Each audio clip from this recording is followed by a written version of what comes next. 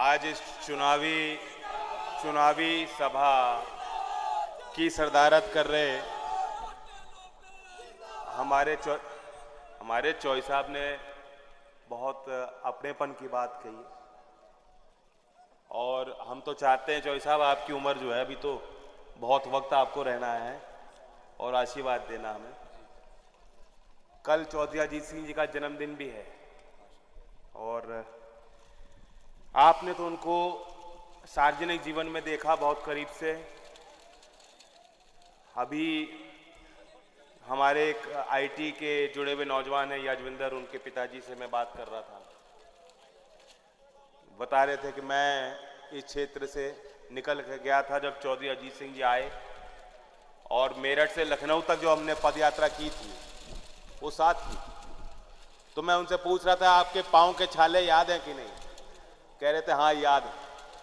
तो आपने बहुत संघर्ष किए चौई साहब के साथ, पिताजी के साथ, और उन्होंने भी जैसे आपने ताकत दी उससे ज्यादा प्रयास वो करते थे। और उनके जीवन शैली के बारे में मैं एक बात बताना चाहूंगा, क्योंकि इस बात से एक बात निकलेगी जो आपके इस फैसले से जुड़ी हुई है, जो आपको लेना है 14 तारीख। वो फैसला ये है कि नेता कैसे होने चाहिए।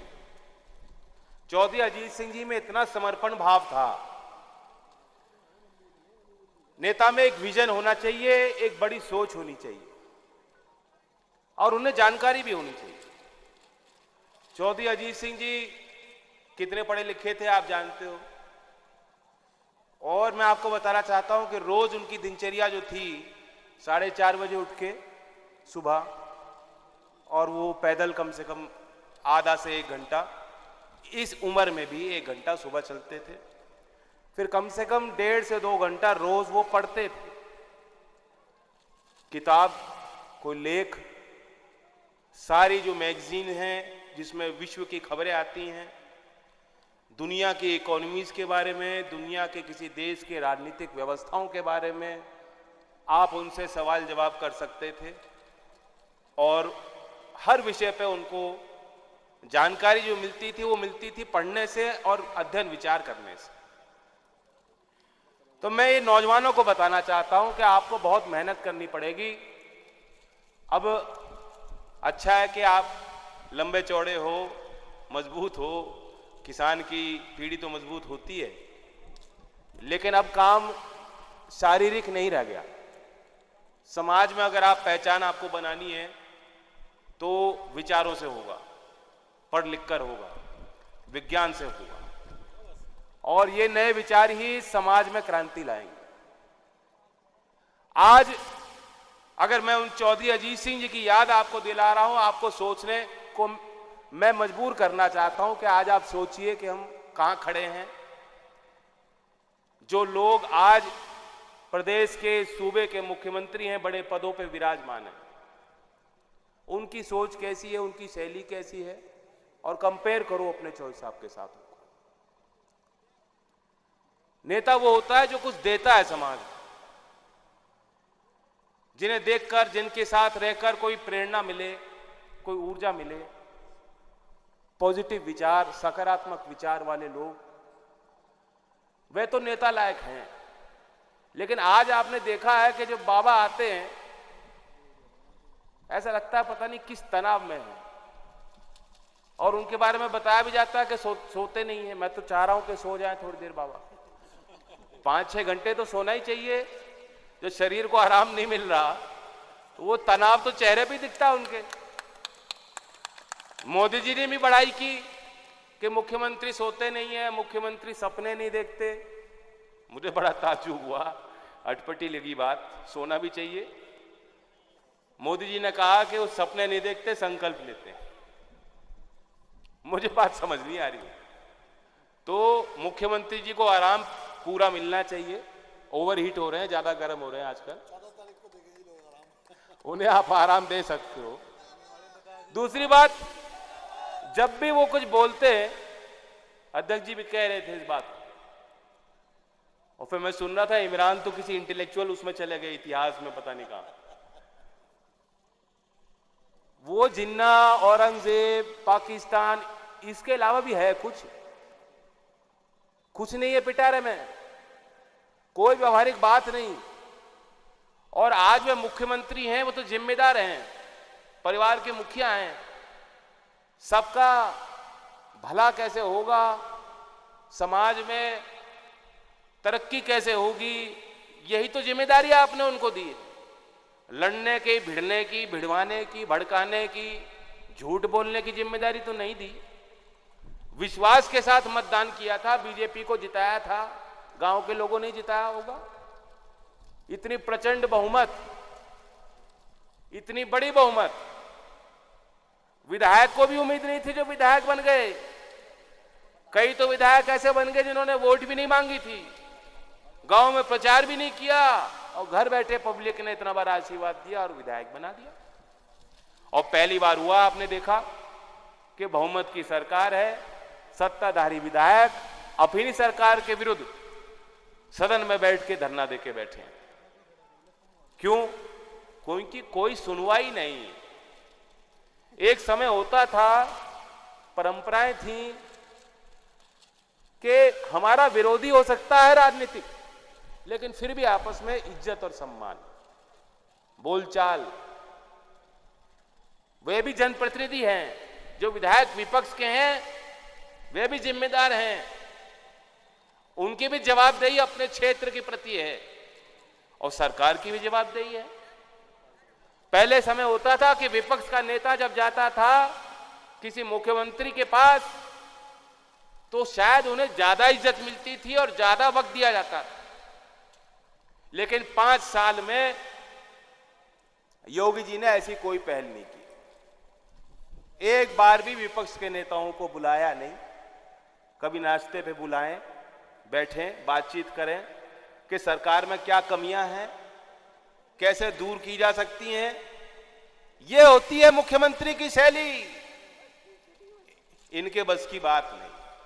बल्कि आपको पता है वो दृश्य आपने देखे थे कि जब हाथरस में हम लोग गए, जो लाठीचार्ज उन्होंने किया, अगर कोई जिम्मेदार व्यक्ति उस पद पे होता तो शायद उनको मुझसे संपर्क करना चाहिए था, मुझसे पूछना चाहिए था कि वारदात कैसे हुई, और सार्वजनिक तौर पे नहीं तो व्यक्तिगत तौर पे खेद भी व्यक्त करना चाहिए था।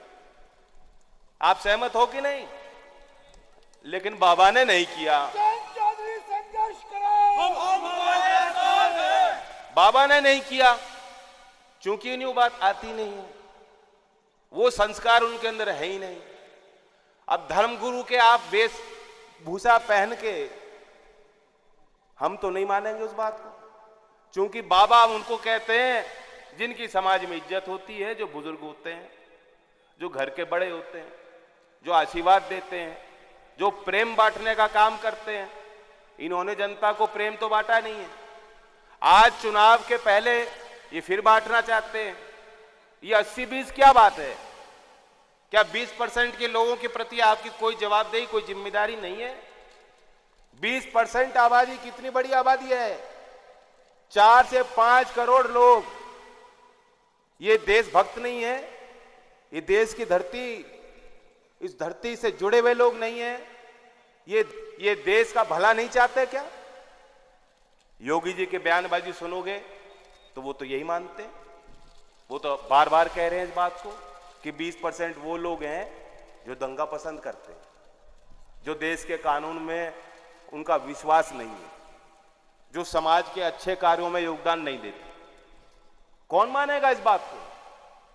तो ये जो चश्मा है, इनका जो सोच है वह बहुत गिरी हुई सोच है, खराब सोच है। इससे भला किसी का नहीं होगा।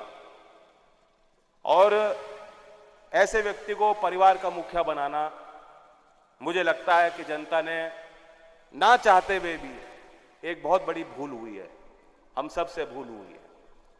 अब मौका है, 5 साल बाद मौका मिल रहा है आपको। हम लोग कोशिश कर रहे हैं, अखिलेश जी और मैंने जो गठबंधन किया इसलिए किया कि एक तो सामाजिक समीकरण बनाए जाएं, भाईचारा बनाम भारतीय जनता पार्टी का ये चुनाव है और उसी तरह से आपको फैसला लेना है, और उसी भाईचारे को बनाने के लिए हमने गठबंधन किया। और मैं इतना बता सकता हूं, हमारे दोनों परिवार, हम लोगों ने साथ भी काम किया है और एक इतिहास बहुत पुराना है।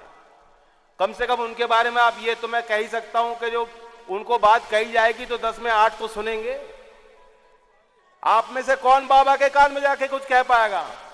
कभी नहीं कह पाओगे। वो तो अजीब धौंस में रहते हैं। वो आप तो वैसे ही आप 20% वाले हो, पश्चिम यूपी वाले तो 20% में है। आपका तो लेखा जोखा ही बिगड़ गया वहां, आपका तो कोई हिसाब ही नहीं है। आपका तो डायरी में लिख रखा है कि 20% वाले हो। जो किसान है 20% में है। जो गाजीपुर किसान बॉर्डर पे अगर कोई भाई गया हो, आप 20% में हो। और आज क्या व्यवस्था है देश में है कि रौंद के चली जाएगी गाड़ी किसानों को। और दोष क्या था किसानों का? कि हमारी संवेदना, हमारी सहानुभूति एक आंदोलन के साथ। और हम सवाल कर रहे हैं अपनी सरकार से, हम मांग कर रहे हैं अपनी सरकार से कि नियम गलत है, ये कानून गलत है, इसे वापस लो। इसमें कोई बात गलत नहीं है, ये तो हर नागरिक का अधिकार है। कितने जन आंदोलन आपने किए हैं? जन आंदोलनकारियों पे कभी इस तरह की उनके साथ दुर्व्यवहार नहीं हुआ होगा? आजाद भारत में कभी किसी जन आंदोलन को कुचलने का इस तरह का प्रयास नहीं हुआ होगा जिस तरह का प्रयास इस सरकार में हुआ। और वह गाड़ी रौंद के चली जाएगी। आंदोलनकारी किसान अभी भी जेल में हैं, उन्हें बेल नहीं मिल रही। और किसान को रौंदने वाले को 4 महीने में बेल मिल गई, क्योंकि वो मंत्री जी के बेटे हैं, गृह मंत्री के बेटे। मैं न्यायपालिका के फैसलों पे प्रश्न तो नहीं कर सकता, लेकिन इस व्यवस्था के बारे में आपसे पूछ रहा हूं। कहीं ना कहीं ये हमारी कमजोरी है, जिस कमजोरी का लाभ और लोग उठा रहे हैं।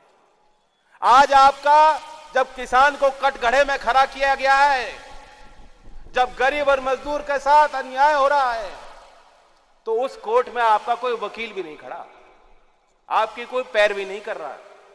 303 विधायक में एक में भी जो है रीढ़ की हड्डी नहीं थी, जो एक भी दिन खड़ा होकर कह देता कि योगी जी गलत हो रहा है, प्रधानमंत्री जी गलत हो रहा है, ऐसे किसानों के साथ ऐसा नहीं कर सकते। ठोकर मार देता गद्दी को, त्यागपत्र दे सकते थे। नहीं, जो उनको टिकट तो वहीं से चाहिए, टिकट उन्हें दिल्ली और लखनऊ से मिल जाएगा, लेकिन वोट तो यहां से मिलेगी, गांव से।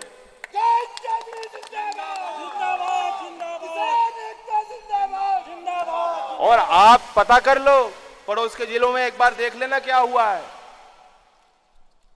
मुजफ्फरनगर, शामली में क्या हुआ देख लीजिएगा। और उसको आप और पर दो, जो एक भावना बन रही है उसको गति दीजिए, ताकि अगले चरण में झोला पैक होना शुरू हो जाए। मैं आपसे यही कहने आया हूं, गठबंधन के सहारनपुर जिले के सभी प्रत्याशियों को जिताओ। विवेकानंद जी हैं यहां, और आपका चुनाव चिन्ह हैंडपंप का है, जो प्यारा चुनाव चिन्ह है आपका।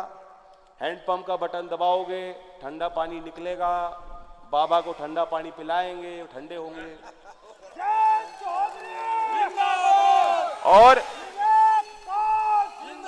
इस क्षेत्र का विकास कैसे हो, क्योंकि ये हरियाणा से लगा हुआ क्षेत्र है, यहाँ किसानों की खरीद भी पर्याप्त उस तरह से नहीं हो पाती, और आपका बहुत काम हरियाणा में जाके करना पड़ता है। इस गांव में मैं जानता हूं कि बहुत प्रतिभाशाली नौजवान है, और हाँ तो शुगर मिल तो चोर साहब ने लगाई है, भूल तो ना गए लोग। अगर सही बात है, अगर चौधरी चरण सिंह जी ना होते और फिर चौधरी अजीत सिंह जी ने मिल ना लगाई होती, तो आज जो 4 बीघे का किसान अपने बच्चे को पढ़ा रहा है बड़े बड़े शहरों में, क्या ये संभव होता? नहीं था संभव। और वो आपकी देन है, वो आपकी ताकत है, वो आपकी एकजुटता के बदौलत था, और कुछ नहीं। तो वो आपके अपने थे, हम भी आपके अपने हैं। अपनों को ताकत दो। और बाकी यहाँ खेल कूद के संबंध में मेरे पास कई बार बात आई है। कबड्डी के यहाँ नेशनल लेवल के खिलाड़ी हैं, और वीडियो मैंने भी देखी, बड़ी वायरल हुई वीडियो आपकी। और मैं तो नहीं जानता कि बाबा ने कभी गेम भी खेला हो कोई।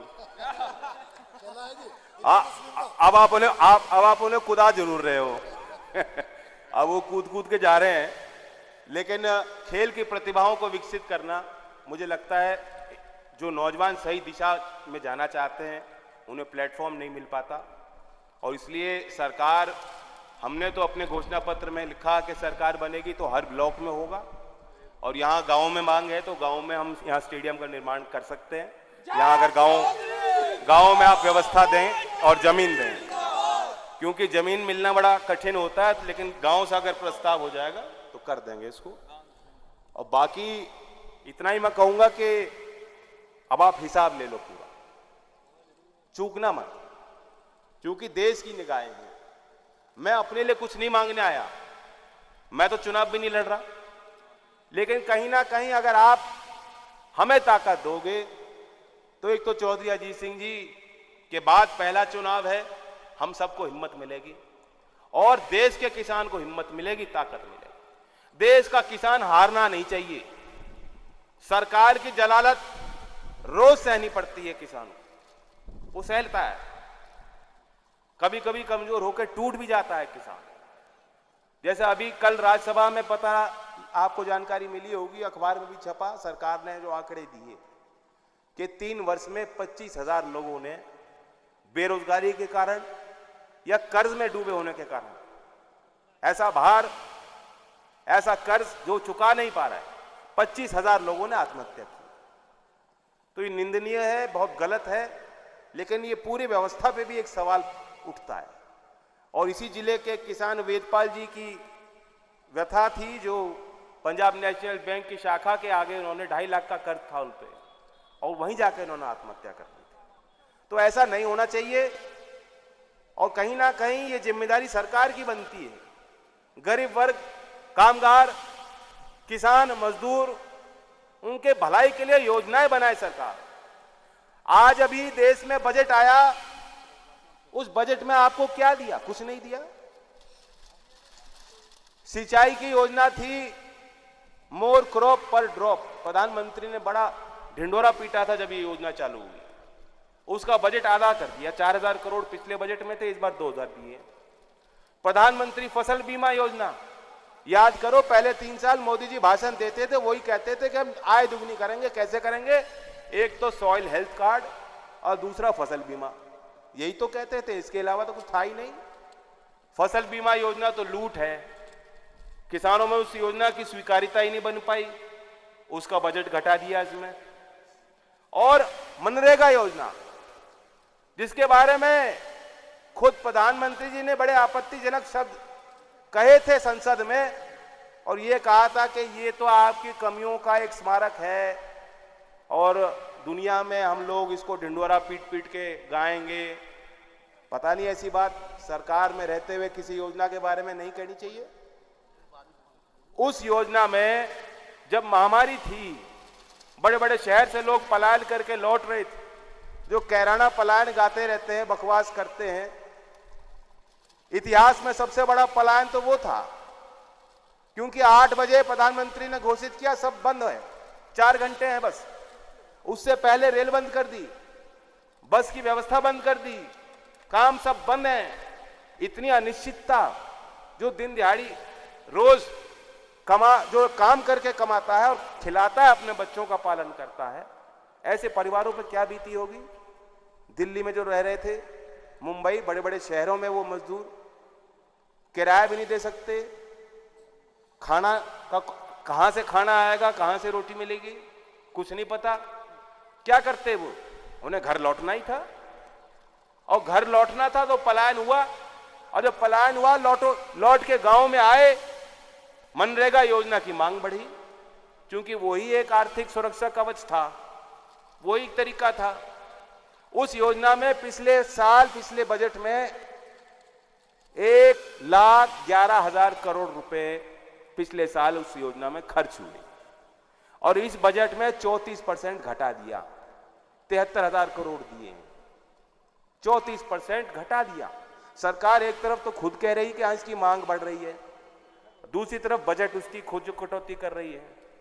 धान के खरीद का लक्ष्य धान के खरीद का लक्ष्य पिछले साल की इस बार 34 लाख कम किसानों से सीधा धान सरकार कम खरीदेगी, काट दिया। गेहूं के खरीद का लक्ष्य काट दिया। आज एफसीआई जबरदस्त घाटे में है। एफसीआई पे 3 से 4 लाख करोड़ का कर्ज है, नहीं चुकाया जा रहा। भंडार भरे पड़े हैं, अनाज सड़ रहा है, फिर भी ये गरीब भूखा मर रहा है। और फिर इनकी ये है कि भाई फ्री में हम दे रहे हैं। यही तो है। अगर आप लोग चूक जाओगे चुनाव बाद, फ्री में कुछ नहीं मिलना। और डीजल पेट्रोल का भाव भी कम से कम 6 से 7 रुपए बढ़ेगा। तो इसलिए चूकना मत, वोट की चोट दीजिएगा। और आजकल पर्ची में लिख के सुझाव आते हैं ना, मैं बताऊं इस पर्ची में क्या लिखा है। कह रहे गर्मी वाले बयान पे कुछ